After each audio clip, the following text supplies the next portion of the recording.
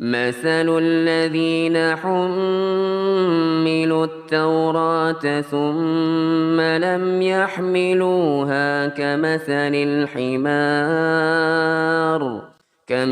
الحمار يحمل أسفارا بئس مثل القوم الذين كذبوا بآيات الله والله لا يهدي القوم الظالمين. كثيرا طيبا مباركا فيه مباركا علينا كما يحب ربنا ويرضى. أشهد أن لا إله إلا الله وحده لا شريك له إقرارا به وتوحيدا، وأشهد أن محمدا عبده ورسوله صلى الله عليه وسلم تسليما مزيدا. قال الله تبارك وتعالى في القرآن الكريم: يا أيها الذين آمنوا اتقوا الله حق تقاته ولا تموتن إلا وأنتم مسلمون. Ikhwani fi din, azakumullah wa akhwati fillah rahimani wa rahimakumullah. Alhamdulillah, kita bersyukur kepada Allah dan kita pun memuji Allah Subhanahu wa taala karena rahmat, hidayah dan taufiknya lah kita dimudahkan oleh Allah Subhanahu wa taala untuk bersama-sama hadir di salah satu rumah dari rumah Allah Subhanahu wa taala. Di antara kita pasti memiliki beberapa kesibukan di pagi hari yang cerah ini.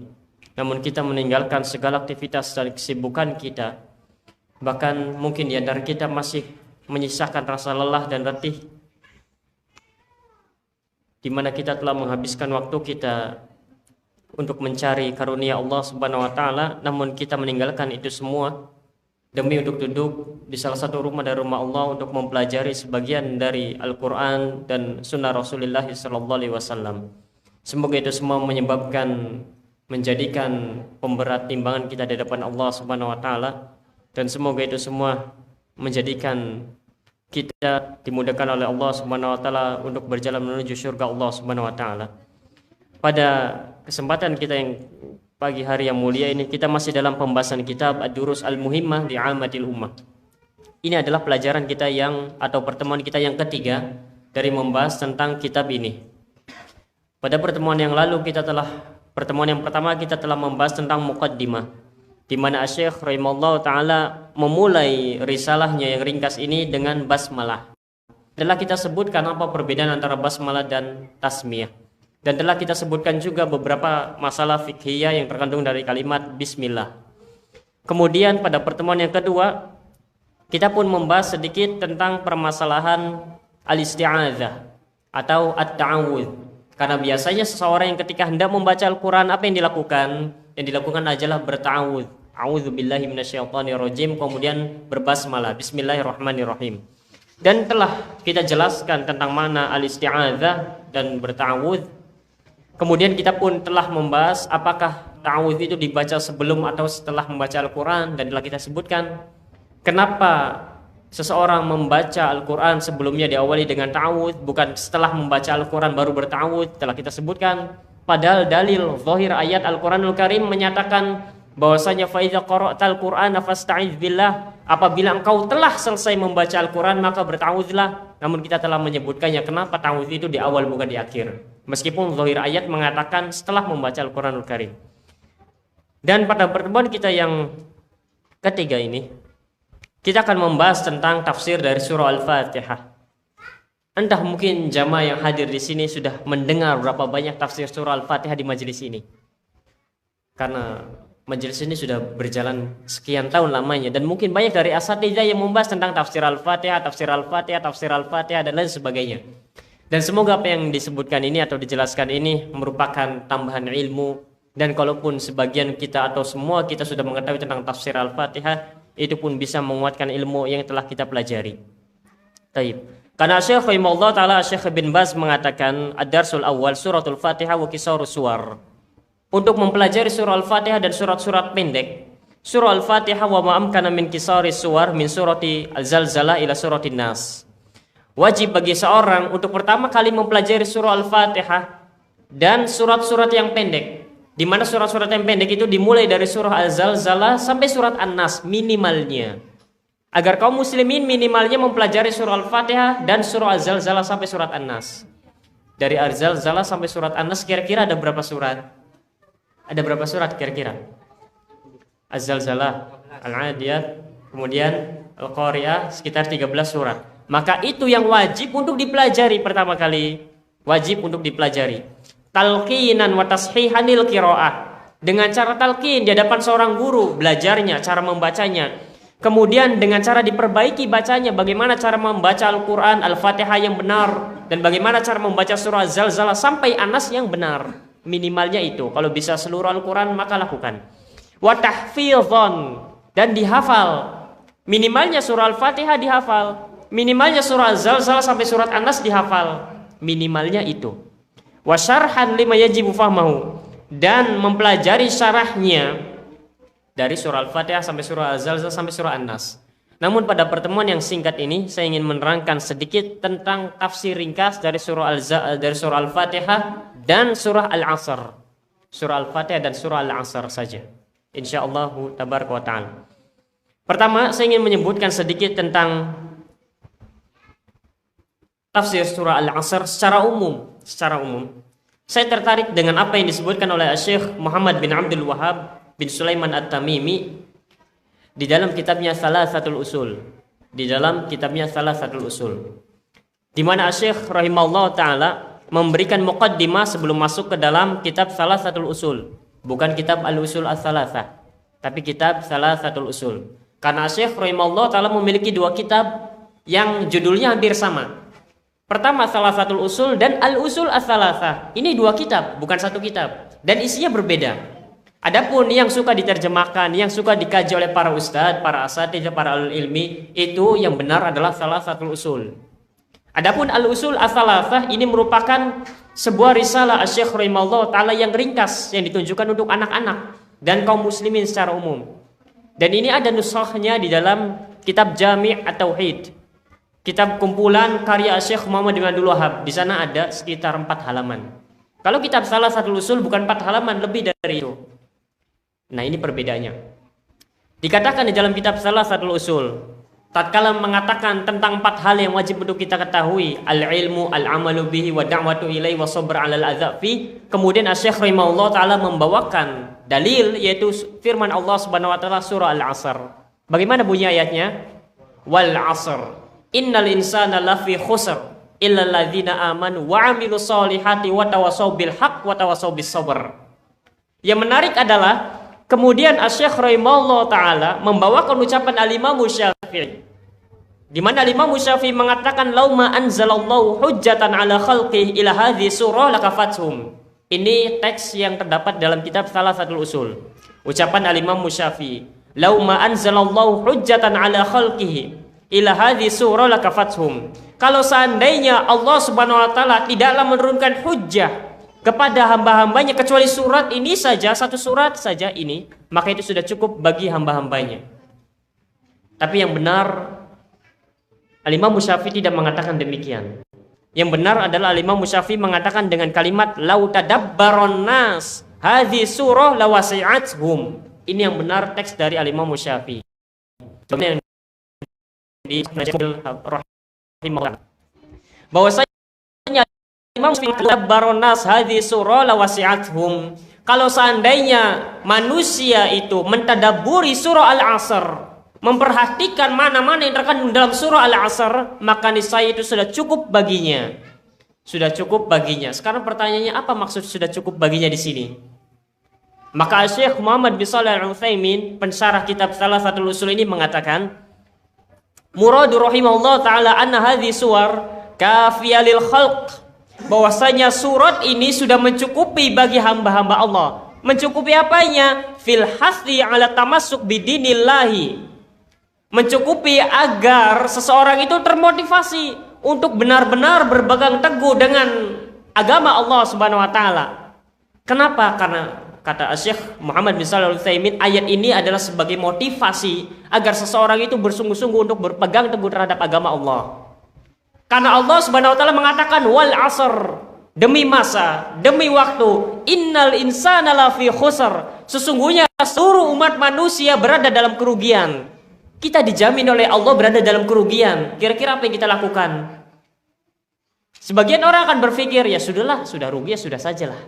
Tapi sebagian orang yang cerdas, mereka akan mengatakan, kalau begitu saya harus keluar agar saya tidak mendapatkan kerugian. Bagaimana caranya? Maka Allah menyebutkan illal ladzina amanu. Allah kecualikan orang-orang yang merugi. Semua orang merugi kecuali 4 orang yang memiliki sifat ini. Kecuali seorang yang memiliki 4 sifat ini. Maka milikilah 4 sifat ini agar engkau tidak dikatakan sebagai orang yang merugi. Maka dari itu Syekh Muhammad bin Shalih Al-Utsaimin mengatakan ayat yang mulia ini itu sebagai motivasi agar seseorang bersungguh-sungguh untuk berpegang teguh dengan agama Allah Subhanahu wa taala. Bagaimana cara berpegang teguh dengan agama Allah? Jawabannya adalah bil iman. Dengan cara iman, dan tidak iman dapat kecuali dengan menuntut ilmu. Dengan menuntut ilmu. Kemudian yang kedua wal amul saleh, dan dengan beramal saleh. Dan tidaklah amalan dikatakan amalan saleh apabila ikhlas karena Allah dan mengikuti sunnah Rasulullah SAW. Kemudian yang ketiga wa da'watu ilallah, berdakwah, menyuruhkan manusia kepada jalan Allah. Kemudian yang keempat wa sabr 'ala dzalik, dan bersabar atas segala gangguan yang menimpanya. Seharusnya seseorang yang senantiasa membaca surah Al-Asr ini, dia termotivasi dirinya agar bisa keluar dari yang namanya kesengsaraan, agar bisa keluar dari yang namanya kerugian. Dengan cara apa? Dengan cara berpegang teguh dengan agama Allah. Bagaimana cara berpegang teguh dengan agama Allah? Dengan 4 hal tadi: beriman, beramal saleh, berdakwah, dan bersabar. Bagaimana kita mendapatkan keimanan? Dengan cara belajar. Bagaimana suatu amalan dikategorikan amalan yang soleh? Dengan cara menyesuaikan apakah ikhlas karena Allah ataukah tidak, apakah mengikuti tuntunan Rasulullah ataukah tidak. Begitu.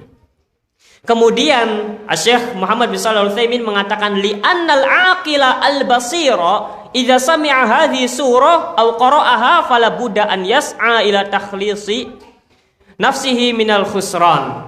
Karena sesungguhnya seorang yang berakal, seorang yang cerdas, manakala mendengar surat ini dibacakan, surah Al-Asr tadi dibacakan, atau membaca surah Al-Asr, maka seharusnya dia itu bersungguh-sungguh berserah. Untuk apa? Untuk melepaskan dirinya dari kerugian. Begitu orang yang cerdas, kata Syekh Muhammad bin Shalih Al-Utsaimin. Begitu orang yang berakal, kata Syekh Muhammad bin Shalih Al-Utsaimin. Banyak surah Al-Asr ini kita baca dalam salat kita, bahkan dalam bacaan Al-Quran kita. Tapi kenapa kita malah masih saja berada dalam kelalaian? Masih saja kita berada dalam kesengsaraan. Tidak termotivasi diri kita, tidak tergerak diri kita untuk bisa terbebas dari kerugian. Maka ada yang salah dari diri kita. Karena seharusnya orang yang berakal, orang yang cerdas, kalau membaca surah Al-Asr, ia akan lari dari namanya kerugian. Ia akan berusaha untuk terlepas dari namanya kerugian. Wa dzalika bittisafi bihadhihi sifat al-arba' al-iman wal amal shalih wa tawasi bil haqq wa tawasi bis sabr. Dengan cara apa seseorang itu bisa keluar dari namanya kerugian? Tidak termasuk kategori orang yang merugi, yaitu dengan cara memiliki 4 sifat, yaitu tadi beriman, beramal soleh, berdakwah, dan bersabar. Ini makna ringkas yang sangat ringkas yang terkandung dari surah Al-Asr. Seharusnya orang yang berakal ketika membaca surah Al-Asr termotivasi dirinya, agar dirinya tidak termasuk ke kategori orang yang berada dalam kerugian. Dan cara berpikir yang benar adalah tatkala Allah menetapkan hal ini bahwa semua makhluk, semua manusia itu berada dalam kerugian, innal insan, seluruh manusia berada dalam kerugian. Seorang yang cerdas, ia harus berpikir bagaimana caranya agar saya tidak termasuk ke dalam orang yang merugi. Begitu seharusnya. Ini merupakan tafsir ringkas dari surah Al-Asr. Kemudian kita masuk ke surah Al-Fatihah. Jangan banyak-banyak karena pertemuan kita terbatas sebulan sekali dan 1 jam pertemuan, maka diusahakan surah Al-Fatihah selesai dan surah Al-Asr pun selesai. Baik, surah Al-Fatihah dimulai dengan Bismillahirrahmanirrahim. Sebelum membaca Al-Quranul Karim, kita disyaratkan untuk berta'awudz, beristi'adzah. A'udzubillahi minasyaitonirrajim. Dan telah kita bahas pada pertemuan yang lalu. Kemudian setelah itu, di dalam surah Al-Fatihah dimulai dengan Bismillahirrahmanirrahim. Di sini saya ingin bertanya, kira-kira Bismillahirrahmanirrahim itu termasuk surah Al-Fatihah atau bukan? Termasuk? Yang jawab termasuk, ngacung, angkat tangan. Bahwasanya Bismillahirrahmanirrahim merupakan termasuk surah Al-Fatihah. Yang bukan, angkat tangan. Basmalah bukan termasuk Fatihah, silakan angkat tangan. 1, 2. 2. Sisanya khilaf. Yang dipegang. Iya, begitu. Itu pertama. Kemudian pertanyaan yang kedua, apakah basmalah termasuk surat-surat lain, semisal Al-Baqarah, Ali Imran kecuali surah Taubah, ataukah basmalah bukan termasuk ke dalam surat-surat yang lain? Bukan. Berarti di sini orang yang mengatakan basmalah termasuk Al-Fatihah, sebagian mengatakan bahwasanya basmalah itu hanya khusus Al-Fatihah, tapi bukan termasuk surat-surat yang lain. Iya. Kalau yang lain bagaimana? Apakah basmalah itu termasuk ke dalam surat-surat yang lain selain Al-Fatihah ataukah bukan? Apakah basmalah itu merupakan ayat pertama dari surah Al-Baqarah, Ali Imran, An-Nisa kecuali surah Taubah, An-Nas dan lain sebagainya atau bukan? Bukan. Berarti di sini sepakat bahwasanya basmalah bukan termasuk ayat dari surat-surat yang lain selain Al-Fatihah. Bagi yang menjawab, bagi yang tidak barangkali masih bingung. Itu. Baik. Para ulama menjelaskan diantaranya dari mazhab Hanafi dan mazhab Maliki dan mazhab Hambali, mereka semua bersepakat bahwasanya basmalah bukan termasuk dari Al-Fatihah. Basmalah bukan termasuk dari Al-Fatihah. Siapa? Hanafiyah, para ulama yang mengikuti mazhabnya Abu Hanifah, kemudian Malikiyah, para ulama yang mengikuti Al-Imam Malik, dan yang ketiga Hambaliyah, para ulama yang mengikuti Al-Imam Muhammad bin Hambal. Mereka berpendapat bahwasanya basmalah tidak termasuk Al-Fatihah. Kalau begitu mana awal surat Al-Fatihah? Jawabannya adalah Alhamdulillahirabbil alamin. Basmalah tidak termasuk. Itu yang pertama. Adapun Al-Imam Syafi'i, adapun mazhab Syafi'i, mereka berpendapat bahwasanya basmalah termasuk dari surah Al-Fatihah. Basmalah termasuk dari surah Al-Fatihah. Ini perbedaannya, masih dalam surah Al-Fatihah. Itu yang pertama. Kemudian yang kedua, mereka tiga tadi, Hanafiyah, Malikiyah, dan Hanabilah, mereka berpendapat bahwasanya Bismillah bukan termasuk dari bagian surat-surat yang lain. Bukan termasuk dari surah Al-Baqarah, Ali Imran, An-Nisa, Al-Maidah, kecuali At-Taubah. At-Taubah sepakat semuanya. Adapun Syafi'iyah menganggap bahwasanya basmalah merupakan awal dari surat-surat tersebut. Basmalah merupakan awal dari surah Al-Baqarah. Basmalah merupakan awal dari surah Ali Imran. Ini beda dengan para ulama ahli fikih. Memang apa resikonya atau apa nanti asarnya buah dari khilaf tersebut? Maka dari itu kita dapati ada imam yang ketika menjadi imam tatkala membaca Al-Fatihah dikeraskan bacaan bismillahnya. Ada juga di antara mereka yang disirkan bacaannya, dan ada juga di antara mereka yang tidak membaca sama sekali. Baik, saya ingin merinci sedikit. Pertama dari mazhab yang tertua dulu, yaitu mazhabnya Al-Imam Abu Hanifah, Hanafiyah. Hanafiyah mereka berpendapat bahwasanya basmalah bukan termasuk dari Al-Fatihah dan bukan termasuk dari surah-surah yang lain. Bagaimana dengan imam yang membaca di dalam sholat? Dibacanya dengan sir, disunahkan untuk dibaca dengan sir pelan. Bersamaan dengan itu mereka tidak berkeyakinan atau tidak berpendapat bahwasanya basmalah merupakan bagian dari Al-Fatihah dan bagian dari surah yang lain. Tapi dibaca dengan sir, disunahkan dibaca dengan sir. Itu Hanafiyah. Bahwasanya basmalah bukan termasuk dari Al-Fatihah, bukan pula termasuk dari surat yang lain. Tapi di dalam sholat dibaca dengan sir bagi imam yang menjadi imam dalam sholat jahriyah, dibaca dengan sir. Itu mazhab Al-Imam Abu Hanifah. Kemudian mazhab Malikiyah berpendapat bahwasanya basmalah bukan termasuk dari Al-Fatihah dan basmalah bukan termasuk dari awal surat-surat yang lain selain Al-Fatihah, dan basmalah tidak boleh dibaca di dalam sholat jahriyah. Bahasanya tidak boleh dibaca. Bahkan Al-Imam Malik berpendapat, mazhab Malikiyah berpendapat bahwasanya makruh seorang imam yang membaca basmalah baik keras ataupun sir, makruh hukumnya.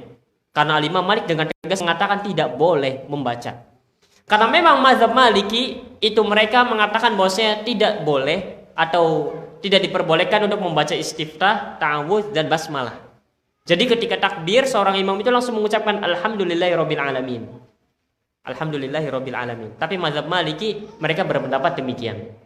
Saya ingin menyebutkan pendapatnya saja. Tapi nanti kalau sudah masuk ke dalam pembahasan sholat saya akan sebutkan dalil-dalilnya. Sehingga tatkala kita membaca semacam ini, kita mengupas pendapat mazhab Al-Imam Abu Hanifah, kita akan mengatakan, oh iya ternyata benar juga. Kemudian tatkala menjelaskan mazhab Malikiyah, kita akan mengatakan, oh iya ternyata mazhab Maliki yang benar. Ketika membahas mazhab yang lain, kita akan mengatakan, oh iya ternyata yang benar ini. Begitu. Tapi untuk awal permulaan kita akan hanya menyebutkan pendapatnya saja. Tidak menyebutkan dalilnya dan tidak menyebutkan bagaimana cara berdalilnya. Apakah mereka berdalil? Jelas berdalil. Karena mereka imam. Mereka imam panutan. Ini ringkasannya saja. Itu yang kedua.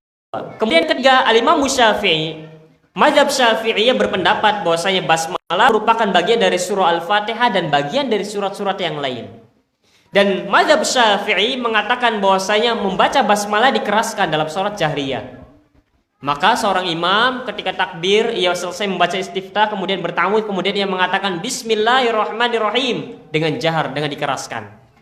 Selesai membaca surah Al-Fatihah, ketika hendak membaca surah yang lain selain Al-Fatihah, imam pun mengatakan Bismillahirrahmanirrahim, kemudian membaca surat yang lain. Ini mazhabnya Al-Imam Syafi'i atau mazhab Syafi'iyah. Kemudian yang keempat, yang terakhir, Hanabilah, mazhabnya Al-Imam Ahmad, berpendapat bahwasanya basmalah bukan termasuk dari surah Al-Fatihah. Dan basmalah pun bukan termasuk dari surah-surah yang lain. Namun disunahkan untuk membacanya dengan sir. Disunahkan membacanya dengan sir, dipelankan. Di dalam riwayat yang lain, Al-Imam Muhammad berpendapat bahwasanya basmalah merupakan bagian dari Al-Fatihah, tapi dibacanya dengan sir. Begitu. Ini merupakan khilaf dalam ulama. Ini ulama ahli fikih. Sekarang saya ingin masuk sedikit tentang ulama ahli qiraah. Ulama ahli qiraah. Kalau kita membuka mushaf Al-Qur'anul Karim, mushaf Al-Qur'anul Karim, kita akan mendapati bahwasanya bismillah merupakan ayat pertama dari surah Al-Fatihah. Namun ketika kita melihat kepada surat-surat yang lain, basmalah bukan termasuk ke dalam awal ayat surat-surat yang lain. Kenapa? Jawabannya karena ini merupakan mazhabnya Al-Imam Hafiz an Asim. Bacaan Al-Quran kita, terutama di negeri kita Indonesia ini dan yang berada di Asia Tenggara, bacaan kita mengikuti mazhabnya Al-Imam Hafiz an Asim. Al-Imam Hafiz an Asim. Di sana para ahli qiraah memiliki banyak mazhab dalam membaca Al-Quranul Karim. Dikenal dengan qiraatul sab'ah, qiraatul asyrah dan lain sebagainya. Ini merupakan mazhab bagaimana cara membaca Al-Quranul Karim. Karena bacaan Al-Quranul Karim sampai sekarang itu terjaga hingga kepada Rasulullah SAW. Panjang pendeknya, fathah domanya, itu sampai detik ini masih terjaga keasliannya, kemurniannya. Bukan hanya Al-Qur'annya, tapi bacaannya pun sampai terjaga. Dan itu merupakan janji Allah Subhanahu wa taala yang akan menjaga Al-Qur'anul Karim. Menjaga Al-Qur'annya, mushafnya, begitu pula menjaga bacaannya. Maka mazhab yang kita baca dalam Al-Quranul Karim adalah mazhabnya Al-Imam Hafiz an Asim. Di mana Al-Imam Hafiz an Asim berpendapat Bismillah merupakan awal dari surah Al-Fatihah, namun Bismillah bukan bagian dari surat-surat yang lain. Berbeda dengan yang dipegang oleh Al-Imam Syafi'i. Mazhab bacaan Al-Imam Syafi'i dalam Al-Quranul Karim adalah mazhabnya Ibnu Katsir Al-Makki. Ibnu Katsir Al-Makki bukan penulis kitab tafsir Ibnu Katsir, bukan. Tapi Ibnu Katsir Al-Makki seorang periwayat bacaan Al-Quran. Di mana mazhab Al-Imam Ibnu Katsir Al-Makki ini berpendapat bahwasanya basmalah merupakan bagian dari Al-Fatihah dan basmalah merupakan bagian dari surah ayat-ayat yang lain. Waduh, Ustaz, pusing. Bismillah saja pusing. Bismillah itu sebenarnya bagian dari Al-Fatihah atau bukan? Begitu, tapi pusing sepanjang itu. Ini merupakan gerbang. Saya hanya menyampaikan sebagai muqaddimah untuk nanti ketika masuk ke dalam pembahasan tentang sholat. Masuk dalam pembahasan sholat. Ini cuma refleksi saja, pemanasan agar kita, oh ya, tergerak. Begitu. Itu yang pertama. Maka coba kita lihat, perhatikan, apakah keyakinan atau pendapat yang dari basmalah ini sesuai dengan pendapatnya para ulama? Kira-kira kita sesuai dengan siapa? Dengan Hanafiyah kah? Dengan Malikiyah kah? Dengan Syafi'iyah kah? Dengan Hambaliyah kah? Hanabilah atau yang lainnya? Kalau tidak ada yang sesuai dengan mereka, maka wajib menuduh diri kita. Lalu kita mengikuti siapa dalam beragama? Imam Abu Hanifah bertemu dengan Abdullah bin Mas'ud. Kalau seorang bertemu dengan sahabat, apa namanya? Tabi'in. Siapa tabi'in? Salaf kita. Al-Imam Malik yang belajar dari para tabi'in. Yang mana tabi'in belajar dari para sahabat. Kalau begitu Al-Imam Malik disebutnya apa? Tabi'ut tabi'in. Al-Imam Syafi'i pun sama. Sebagian ulama menganggap bahwa Al-Imam Syafi'i merupakan tabi'ut tabi'in. Lantas siapa mereka? Abu Hanifah, Imam Malik, Al-Imam Syafi'i. Siapa mereka? Mereka adalah salaf kita. Kalau pendapat kita tidak sesuai dengan salah satu dari mereka, maka dipertanyakan diri kita. Lantas selama ini kita mengikuti siapa? Kita berpendapat, ternyata pendapat kita aneh sendiri, tidak sesuai dengan apa yang dipegang oleh para ulama salaf dari zaman ke zaman. Itu yang pertama tentang basmalah. Kemudian kita akan masuk sedikit di dalam tafsir dari basmalah. Bismillahirrahmanirrahim. Kita akan memulai dari huruf ba di situ. Huruf ba di situ. Di majelis ini saja saya membahas agak detail sedikit tentang masalah ba. Di beberapa majelis saya tidak membahasnya, saya langsung membahas secara umum. Ba dalam bahasa Arab itu memiliki 13 makna. 13 makna dalam bahasa Arab. Dalam Bismillahirrahmanirrahim ada 2 makna yang dijadikan, yang sering disebutkan oleh para ulama. Ba di sini bermakna pertama lil musahabah dan yang kedua bermakna lil isti'anah. Apa maksud dari lil musahabah dan lil isti'anah? Bismillahirrahmanirrahim biasa diterjemahkan di dalam bahasa Indonesia dengan kalimat dengan menyebut nama Allah yang Maha Pengasih lagi Maha Penyayang. Begitu biasa diterjemahkan. Adapun dari segi tafsir, dari segi pemaknaan, ba di situ para ulama menyebutkan ba di situ pertama bermakna lil musahabah. Apa maksud lil musahabah di sini? Musahabah di sini maknanya menyertai. Sehingga maknanya adalah seakan-akan seseorang itu menghadirkan Allah Subhanahu wa taala, menghadirkan pengawasan Allah Subhanahu wa taala dalam segala aktivitasnya. Ini makna ba bermakna lil musahabah. Karena makna lil musahabah adalah kita menganggap bahwasanya Allah Subhanahu wa taala hadir bersama kita. Namun bukan zat Allah yang hadir bersama kita, tapi ilmu Allah bersama kita. Maka ketika seseorang hendak beraktivitas mengatakan bismillahirrahmanirrahim, maknanya adalah dia benar-benar menghadirkan Allah Subhanahu wa taala dalam aktivitas yang dilakukan. Sehingga seseorang menghadirkan Allah Subhanahu wa taala dalam segala aktivitasnya, apakah mungkin seseorang berbuat maksiat kepada Allah? Jawabnya tidak mungkin. Apakah mungkin seseorang itu berbuat curang dalam aktivitasnya? Jawabannya tidak mungkin. Misalkan seseorang yang hendak mabuk, kemudian ia dengan sadar, dengan penuh keyakinan mengatakan bismillah, kemudian meminum khamar, maka ini tidak mungkin. Bahkan seseorang yang melakukan hal semacam ini, dia bisa kufur, keluar dari Islam. Maka dari itu, hadirkan ketika kita hendak beraktivitas, apapun aktivitas kita, ketika kita mengucapkan bismillah, hadirkan bahwasanya Allah Subhanahu wa taala bersama kita. Bahwa Allah Subhanahu wa taala mengawasi kita. Sehingga setiap gerak-gerik kita diawasi oleh Allah Subhanahu wa taala. Ini makna lil musahabah, bahwasanya Allah Subhanahu wa taala menyertai kita, dan itu merupakan makna dari ihsan. Makna dari ihsan. Apa itu ihsan? Bahwasanya kita beribadah kepada Allah Subhanahu wa taala seakan-akan kita melihat Allah. Jika kita tidak mampu untuk melakukan hal tersebut, maka yakinlah bahwasanya Allah melihat kita. Namun sangat jarang, sangat sulit sekali untuk menghadirkan muraqabatullah ini. Para ulama salaf, mereka itu adalah orang-orang yang sangat takut kepada Allah Subhanahu wa taala. Meskipun mereka tidak pernah melihat Allah langsung dengan kedua matanya, tapi mereka menghadirkan sifat muraqabatullah ini. Sehingga segala aktivitasnya itu berbuah faidah, berbuah pahala. Sampai-sampai ada orang yang ngantuk, hendak tidur ketika mengingat neraka jahanam, sampai-sampai tidak bisa tidur. Ini saking dahsyatnya menghadirkan sifat muraqabatullah. Maka dari itu Asy-Syaikh Muhammad bin Shalih Al-Utsaimin di dalam kitab syarahnya Thalathatul Usul ketika ditanya bagaimana cara kita mengenal Allah, bagaimana cara kita mengenal Allah, jawabnya pertama dengan ayat-ayatnya, kemudian dengan makhluk-makhluknya.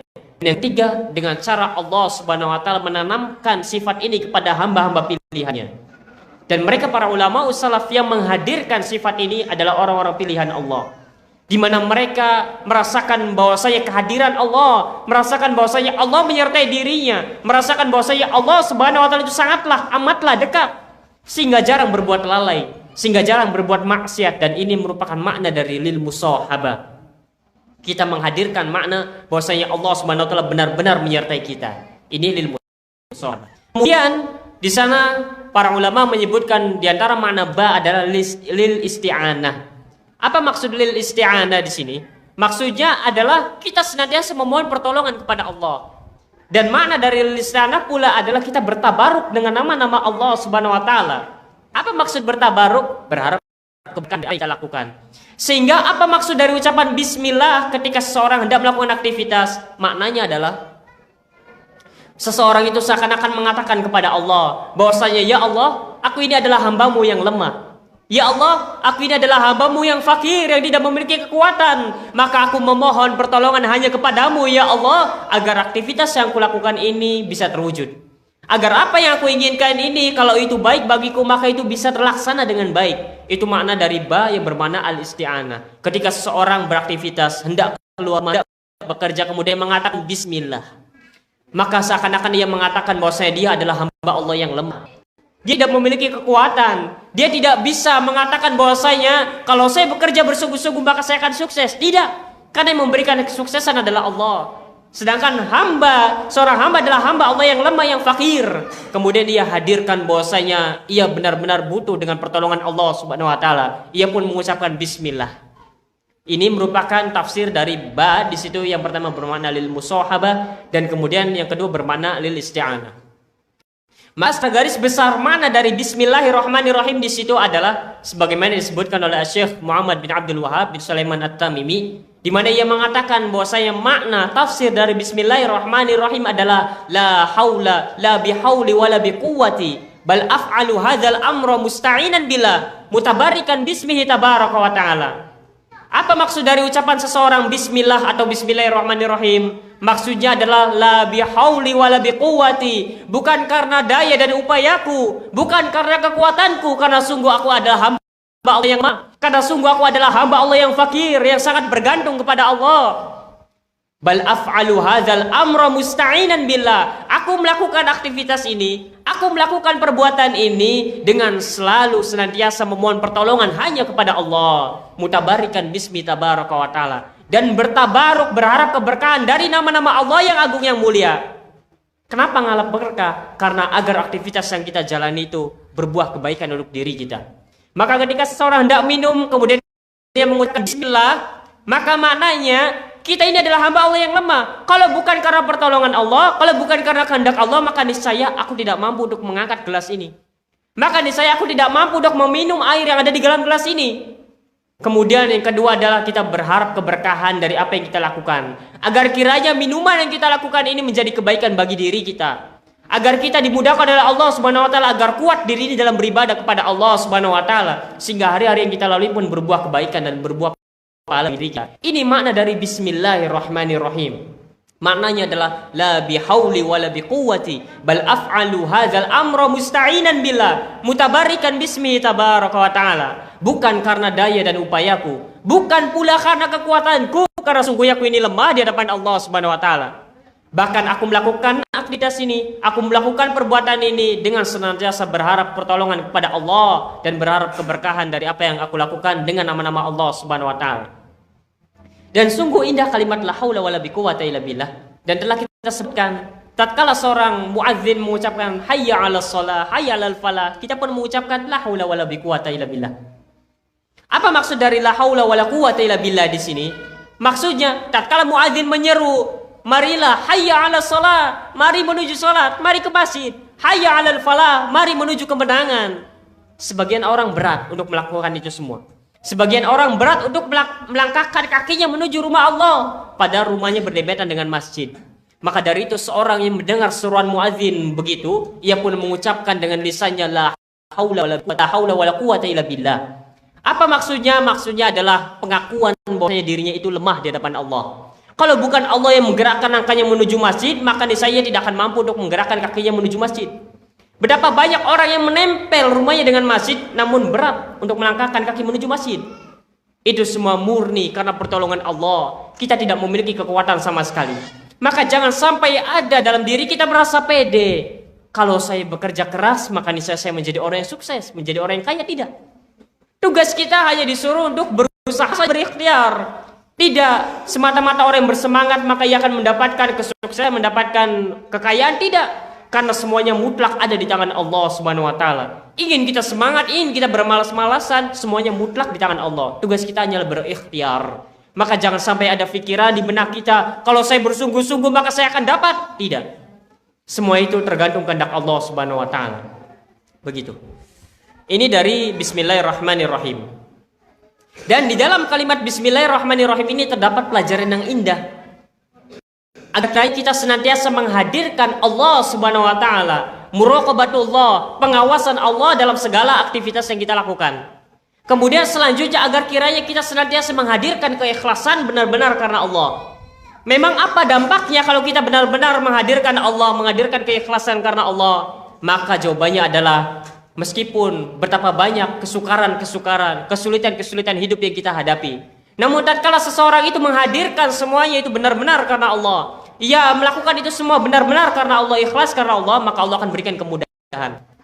Lihatlah Nabi Muhammad SAW tatkala ia menyendiri di Gua Hira, kemudian ia merenungkan terhadap apa yang dilakukan oleh kaumnya, di mana mereka banyak melakukan kejahilan-kejahilan, mereka beribadah kepada selain Allah dan lain sebagainya. Kemudian malaikat Jibril datang kepada Nabiullah Muhammad SAW. Kemudian memberikan wahyu yang pertama. Malaikat Jibril mengatakan kepada Nabi Muhammad SAW, "Iqra." Namun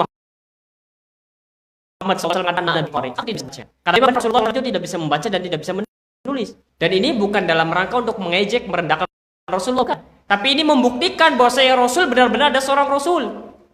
Karena bagaimana bisa seorang yang ummi, yang tidak bisa membaca dan menulis, tiba-tiba diangkat menjadi Rasul, tiba-tiba diberikan mukjizat yaitu Al-Quranul Karim. Makanya sebagian orang-orang kafir musyrikin, mereka menganggap bahwa saya Rasulullah SAW itu adalah seorang penyair. Lah bagaimana bisa sebagai seorang penyair sedangkan membaca dan menulis saja tidak bisa? Maka lihatlah di sini, tatkala malaikat Jibril mengatakan kepada Muhammad SAW, maka Rasulullah SAW mengatakan, "Ma ana biqari." Kira-kira yang kalau ada seseorang yang tidak bisa membaca dan menulis, kemudian dikatakan bacalah, kira-kira bisa baca atau tidak? Kalau secara logika, seorang anak dari kecil sampai dewasa tidak pernah belajar membaca menulis, kemudian disuruh membaca, kira-kira bisa membaca atau tidak? Jawabnya tidak mungkin.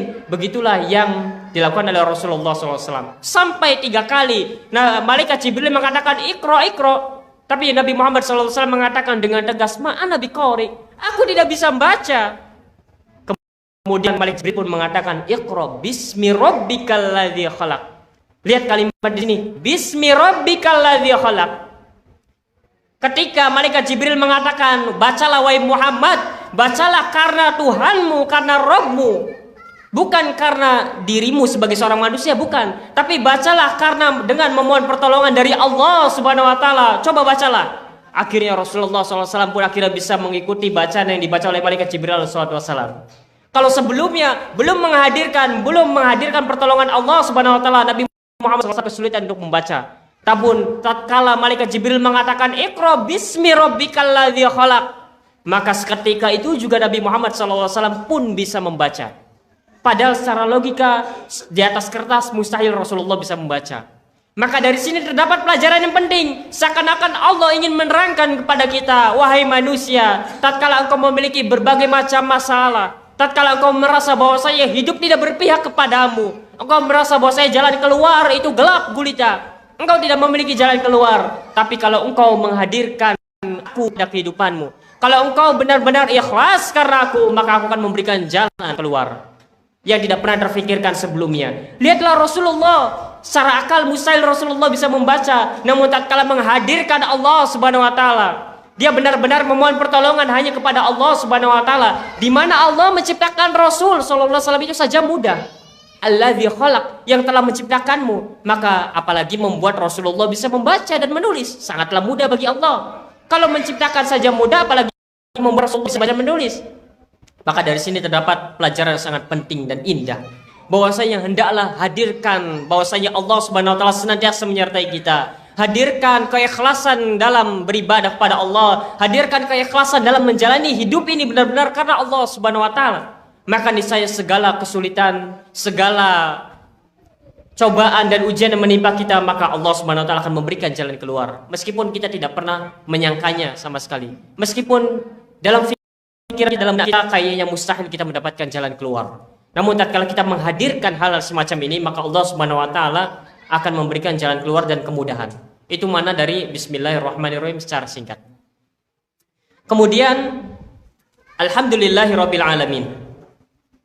Alhamdulillahirabbil alamin. Asy-Syaikh Abdurrahman bin Nasir As-Sa'di rahimallahu taala mengatakan, alhamdulillah itu maknanya adalah as-sana'u 'ala Allah bi sifatil kamal wa bi af'alihi ad-da'irah minal fadl wal 'adl falahul hamd al-kamil bi jami'il wujuh. Mana dari alhamdulillahirabbil alamin adalah ini merupakan pujian kepada Allah Subhanahu wa taala. Pujian karena sifat-sifat Allah yang sempurna. Kita memuji Allah karena Allah memiliki sifat yang sempurna yang tidak memiliki kekurangan sedikit pun. Wa bi af'alihi ad-da'iru bainal fadl wal 'adl. Dan perbuatan Allah, di mana perbuatan Allah itu berputar di antara keutamaan dan keadilan Allah. Allah melakukan sesuatu itu karena keadilan dan karunia yang Allah berikan kepada hambanya. Maka Allah Subhanahu wa taala tidak akan pernah menzalimi hambanya sedikit pun. Apa yang Allah tetapkan bagi kita itu merupakan karunia dan karena keadilan kita. Kalau Allah menguji kita, maka itu karena keadilan Allah, bukan karena Allah sedang menzalimi kita, bukan. Kalau Allah memberikan berbagai macam kenikmatan, maka itu merupakan karunia yang Allah berikan kepada kita. Dan yang memberikan semua itu adalah Allah Subhanahu wa taala. Maka kita pun memuji Allah Subhanahu wa taala dengan pujian yang sempurna. Karena hanya Allah lah yang memiliki pujian-pujian yang sempurna tersebut. Karena Allah lah yang memiliki sifat yang sempurna. Sifat yang sempurna. Ini merupakan makna dari alhamdulillahirabbil alamin. Kenapa kita mengucapkan alhamdulillah? Jawabannya karena Allah banyak memberikan nikmat kepada kita. Karena Allah banyak memberikan nikmat kepada kita. Dan Allah tatkala memberikan sesuatu kepada kita, maka pemberian Allah itu berputar di antara karunia dan keadilan Allah. Kalau pemberian Allah itu ternyata tidak kita sukai dari sisi kita, maka ketahuilah bahwasanya Allah memberikan itu semua karena keadilan Allah, bukan karena Allah sedang menzalimi kita. Namun apabila Allah memberikan sesuatu yang kita sayangi, dan itu pun membuat kita mudah dalam beribadah kepada Allah, maka fahamilah bahwasanya itu merupakan karunia yang Allah berikan kepada kita. Begitu, maka dari itu kita pun memuji Allah Subhanahu wa taala dan kita pun mengucapkan alhamdulillah. Segala pujian ini hanya untuk Allah Subhanahu wa taala karena Allah telah banyak memberikan karunia dan nikmatnya kepada kita. Kemudian Rabbil alamin, bahwasanya Allah merupakan Rabb semesta alam. Allah merupakan pengatur, pemilik semesta alam. Allah yang mengaturnya, Allah yang memilikinya. Rabbil alamin. Waktu 15 menit lagi, kita masih di ayat yang pertama. Kita akan agak sedikit ngebut dan meringkas. Kemudian alhamdulillahirabbil alamin. Ar-Rahman Ar-Rahim. Ar-Rahmanir Rahim. Maknanya adalah Ar-Rahman kalau diterjemahkan dengan Maha Pengasih, kemudian Ar-Rahim Maha Penyayang. Apa maksud dari Ar-Rahman Ar-Rahim? Ar-Rahman adalah kasih sayang Allah Subhanahu wa taala yang bersifat umum. Apa maksud dari kasih sayang Allah yang bersifat umum? Maksudnya adalah baik orang mukmin ataupun orang kafirnya Allah beri nikmat, dan ini merupakan rahmatnya Allah Subhanahu wa taala kepada semua makhluknya. Baik kepada hamba Allah yang taat ataupun kepada hamba Allah yang menantang Allah sekalipun, Allah beri nikmat. Ini merupakan diantara kasih sayangnya Allah Subhanahu wa taala kepada makhluk-makhluknya. Dan kita tidak memiliki Rabb semisal Allah Subhanahu wa taala. Di mana tatkala kita beriman, Allah berikan kita nikmat. Tatkala kita mendurhakai Allah sekalipun, Allah tetap memberikan kita nikmat. Coba kalau misalkan kita berbuat maksiat, berbuat lalai, berbuat durhaka kepada Allah, Allah cabut nikmat tersebut. Ya sudah, tidak ada yang tersisa dari diri kita. Namun karena Allah memiliki kasih sayang sangat luas kepada seluruh makhluknya, maka Allah pun masih memberikan kesempatan kepada kita untuk menghabiskan sisa usia kita. Ini Ar-Rahman, kasih sayang Allah yang luas maknanya, umum. Baik orang kafir ataupun orang mukminnya mendapatkan kasih sayang Allah Subhanahu wa taala. Adapun Ar-Rahim maknanya adalah kasih sayang Allah yang bersifat khusus, yang hanya Allah berikan kepada hamba-hamba Allah yang beriman saja. Ini makna dari Ar-Rahim, bahwasanya Ar-Rahman kasih sayang Allah yang bersifat umum, adapun Ar-Rahim kasih sayang Allah yang bersifat khusus. Apa maksud dari Ar-Rahim, kasih sayang Allah yang bersifat khusus? Maknanya adalah kasih sayang Allah tersebut hanya diberikan kepada hamba-hamba Allah yang beriman saja. Di dunia orang-orang yang beriman diberikan nikmat, diberikan kasih sayang berupa iman, berupa hidayah, berupa ketenangan batin. Ini merupakan rahmat yang Allah berikan kepada hamba-hamba Allah yang beriman. Dan nanti di akhirat Allah pun memasukkan orang-orang yang beriman ke dalam surga Allah Subhanahu wa taala. Dan ini merupakan makna dari Ar-Rahman Ar-Rahim. Orang-orang kafir mereka tidak diberikan Ar-Rahim, tidak diberikan kasih sayang yang bersifat khusus, yaitu nikmat iman, nikmat ketenangan dan lain sebagainya. Namun Allah Subhanahu wa taala hanya memberikannya kepada hamba-hamba Allah yang beriman saja.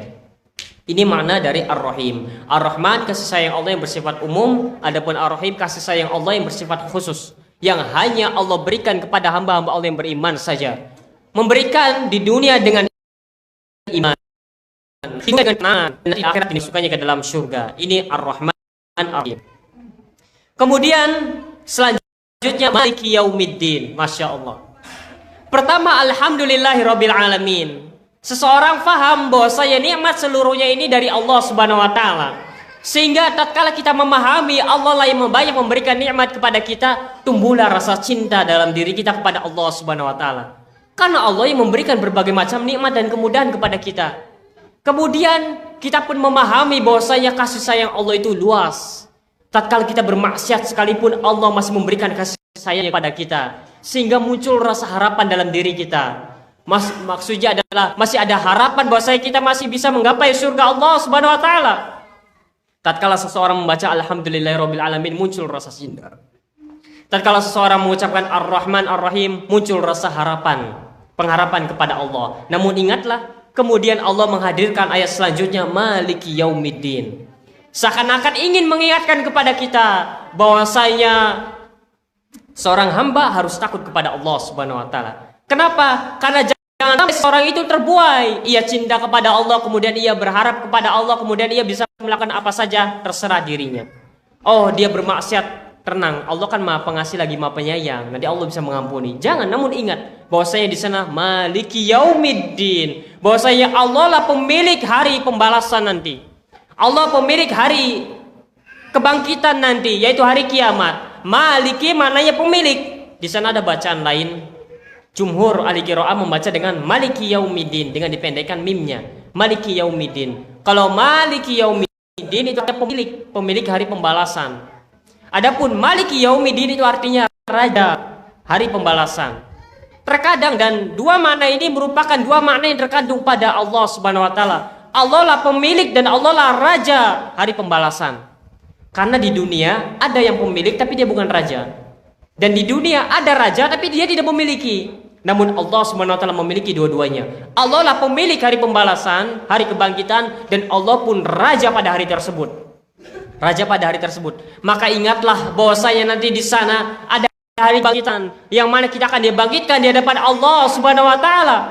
Yang mana Allah Subhanahu wa taala tidak akan memberikan izin kepada siapapun untuk berbicara. Bahkan pada hari tersebut tidak ada seorang yang mendengakkan kepalanya. Semuanya tertunduk di hadapan Allah Subhanahu wa taala. Kemudian Allah Subhanahu wa taala dengan sombongnya, dengan gagah perkasanya mengatakan, ia mengatakan bahwasanya limanil mulkul yaum, milik siapakah kerajaan pada hari ini? Berbicara di hadapan seluruh makhluknya. Mana raja yang ada di bumi? Mana penguasa yang ada di bumi? Allah Subhanahu wa taala bertanya dengan gagahnya, dengan sombongnya, dengan angkuhnya. Allah mengatakan, limanil mulkul yaum, milik siapakah kerajaan ini? Dan siapakah raja pada hari ini? Allah menegaskan dan semuanya tertunduk. Tidak ada yang berani untuk melihat wajah Allah Subhanahu wa taala, dan tidak ada yang berani untuk menegakkan kepalanya di hadapan Allah Subhanahu wa taala. Dahulu orang-orang di dunia dengan sombongnya ia meremehkan orang-orang beriman. Dengan sombongnya ia mengatakan bahwa saya memiliki raja, saya adalah raja, saya memiliki ini dan itu. Namun di hadapan Allah Subhanahu wa taala nanti semuanya akan tertunduk dan semuanya akan merasa hina di hadapan Allah Subhanahu wa taala. Kemudian Allah pun menjawab langsung, lillahil wahidil qahar. Semua ini milik Allah Subhanahu wa taala. Ini makna dari Maliki Yaumiddin. Agar seseorang menghadirkan rasa takut kepada Allah Subhanahu wa taala. Bahwasanya di sana ada yang namanya hari pembalasan. Bahwasanya di sana ada yang namanya hari kebangkitan. Maka tatkala seseorang mengucapkan alhamdulillahirabbil alamin, tumbuh rasa cintanya. Ar-Rahman Ar-Rahim, tumbuh rasa harapannya kepada Allah. Tapi Maliki Yaumiddin, ingatlah bahwasanya di sana ada hari kebangkitan. Bahwasanya di sana ada hari pembalasan. Yang semuanya hina di hadapan Allah, yang semua orang akan merasa takut di hadapan Allah Subhanahu wa taala. Maka Allah ingin mengatakan kepada kita bahwasanya hadirkan rasa takut ini kepada Allah Subhanahu wa taala. Dan 3 ayat ini merupakan Masya Allah pelajaran yang indah dari surah Al-Fatihah. Surah Al-Fatihah ini berisi tentang doa. Karena Allah ingin mengajarkan kepada kita tentang bagaimana caranya berdoa kepada Allah. Lantas bagaimana caranya? Pertama, menyanjung Allah Subhanahu wa taala, alhamdulillahirabbil alamin. Kita memuji Allah bahwasanya segala pujian itu hanyalah milik Allah. Kemudian Ar-Rahman Ar-Rahim, Maliki Yaumiddin, ini merupakan muqaddimah dalam berdoa, meminta kepada Allah Subhanahu wa taala. Dan di dalam surah Al-Fatihah diajarkan hal tentang cara bagaimana berdoa kepada Allah Subhanahu wa taala. Kemudian selanjutnya, iyyaka na'budu wa iyyaka nasta'in. Ya Allah, hanya kepadamu lah kami beribadah dan kepadamu lah kami mohon pertolongan. Ini merupakan pengakuan dari seorang hamba bahwa kita benar-benar beribadah hanya kepada Allah, bukan kepada yang lain. Kita hadirkan ibadah ini, khususnya sholat, itu hanya untuk Allah, bukan karena orang yang ada di samping kanan kita, bukan karena ada orang yang melihat kita, bukan, tapi kita benar-benar beribadah ini hanya kepada Allah Subhanahu wa taala. Iyyaka na'bud. Kita mengkhususkan ibadah ini hanya kepada Allah Subhanahu wa taala. Wa iyyaka nasta'in, dan hanya kepada Allah lah saja kita memohon pertolongan. Kenapa Allah Subhanahu wa taala mengulang kalimat nasta'in setelah ibadah? Padahal al-isti'anah pun merupakan bagian dari ibadah. Padahal kalau Allah Subhanahu wa taala mengucapkan iyyaka na'budu itu sudah cukup. Karena isti'anah memohon pertolongan kepada Allah itu pun merupakan bagian dari ibadah. Jawabnya adalah karena yang namanya ibadah tidak akan terlaksana, tidak akan terwujud kecuali dengan pertolongan Allah. Betapa banyak ibadah yang ingin kita lakukan tapi tidak terwujud. Maka dari itu kita memohon pertolongan kepada Allah. Kita meminta kepada Allah agar kiranya ibadah yang kita lakukan ini bisa terwujud, bisa ikhlas karena Allah Subhanahu wa taala, sehingga tidak ada rasa ujub, sehingga tidak ada rasa riya. Maka dari itu konsekuensi dari kalimat iyyaka na'budu adalah menghilangkan sifat riya. Seorang yang beribadah hanya kepada Allah akan hilang yang namanya perasaan-perasaan riya. Dan seseorang yang mengatakan wa iyyaka nasta'in, hanya kepadamu lah ya Allah kami mohon pertolongan, maka ini menghadirkan sifat agar seseorang itu jauh dari namanya ujub. Seseorang sadar bahwasanya dirinya ini ibadah karena pertolongan dari Allah Subhanahu wa taala, bukan karena dirinya. Sehingga dia bebas dari namanya sifat riya dan ujub. Dan ini makna dari iyyaka na'budu wa iyyaka nasta'in. Kemudian setelah ayat yang mulia tersebut, kita pun meminta kepada Allah Subhanahu wa taala, ihdinas siratal mustaqim. Kita memohon, kita meminta kepada Allah Subhanahu wa taala agar Allah Subhanahu wa taala menunjuki kita kepada jalan yang lurus. Kepada jalan yang lurus.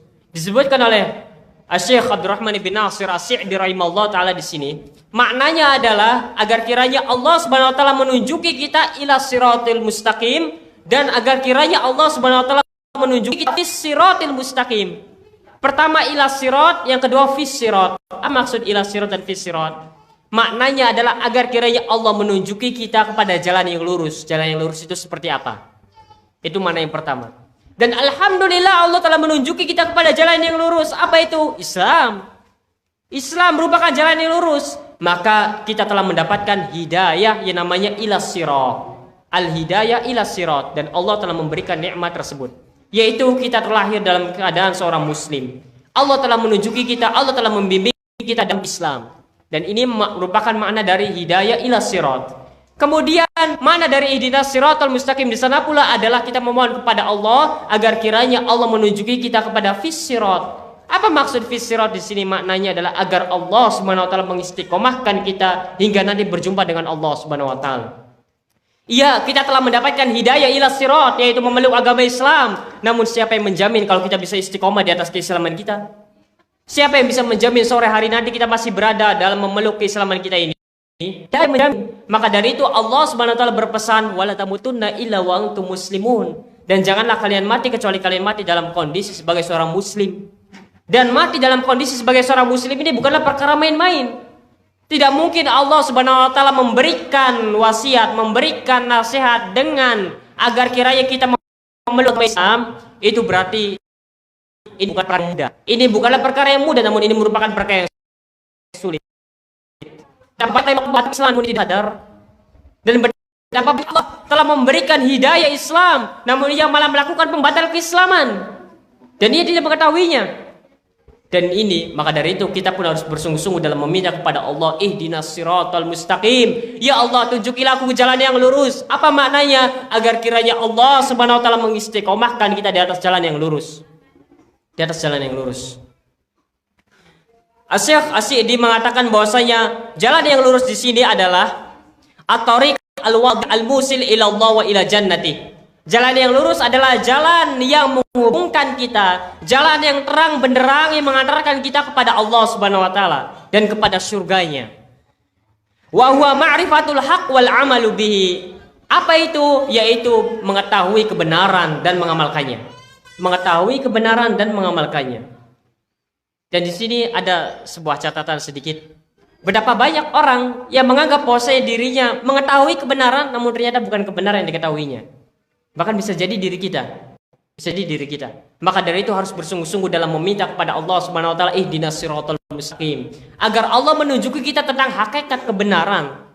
Agar Allah menunjuki kita jalan yang mengantarkan kita kepada Allah Subhanahu wa taala dan jalan mengantarkan kita kepada surga Allah Subhanahu wa taala. Al-Imam Ahmad bin Hanbal pernah berdoa dengan doa yang sangat indah. Al-Imam Ahmad bin Hanbal mengatakan, Allahumma man kana min hadhil umma ala ghairil haq wa huwa yadhunnu annahu alal haq faruddahu ilal haq liyakuna min ahlil haq.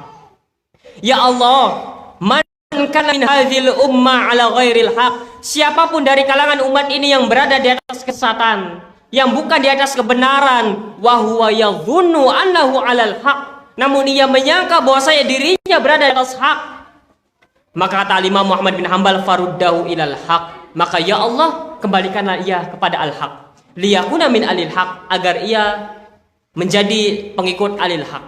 Kita khawatir, kita menganggap bahwa diri kita ini berada di atas al-haq, namun bisa jadi kita sebenarnya berada di atas kesesatan. Siapa yang menjamin itu semua? Tidak ada yang menjamin itu semua. Maka dari itu harus bersungguh-sungguh memohon kepada Allah Subhanahu wa taala. Jangan karena Masya Allah kita berada di atas atau berada di lingkungan sunnah maka kita sudah pasti berada di atas sunnah. Tidak. Jangan karena kita sering menghadiri majelis sunnah, membacakan buku-buku sunnah dan lain sebagainya, kemudian kita merasa bahwa kita berada di atas hak. Jangan merasa demikian. Karena semua itu kalau bukan karena petunjuk bimbingan dari Allah, maka niscaya seseorang tidak akan mampu untuk berada di atas al-haq dan mengamalkan al-haq. Maka dari itu bersungguh-sungguhlah dalam meminta kepada Allah al-haq. Ihdinas siratal mustaqim. Kemudian dilanjutkan siratal ladzina an'amta 'alaihim ghairil maghdubi 'alaihim waladdallin, yaitu jalannya orang-orang yang telah Engkau beri nikmat. Orang-orang yang telah Engkau beri nikmat. Ghairil maghdubi 'alaihim waladdallin, bukan jalannya orang-orang yang telah Engkau murkai dan yang jalannya orang-orang yang telah Engkau sesatkan. Siapa mereka? Orang-orang yang telah Engkau murkai adalah orang-orang Yahudi dan orang-orang yang telah Engkau sesatkan adalah orang-orang Nasrani. Ini merupakan tafsir ringkas dari surah Al-Fatihah. Semoga bisa difahami dengan baik, meskipun saya yakin penjelasan tentang surah Al-Fatihah ini sudah banyak dibahas, sudah banyak dijelaskan oleh para asatidz khususnya di majelis kita ini. Tapi semoga itu tidak mengurangi keutamaan dan tidak mengurangi ilmu yang kita dapatkan. Dan semoga apa yang disampaikan ini bermanfaat dan berfaedah, khususnya bagi diri saya pribadi. Barangkali ada 1-2 pertanyaan maka saya persilakan. Ada yang ditanyakan, Pak?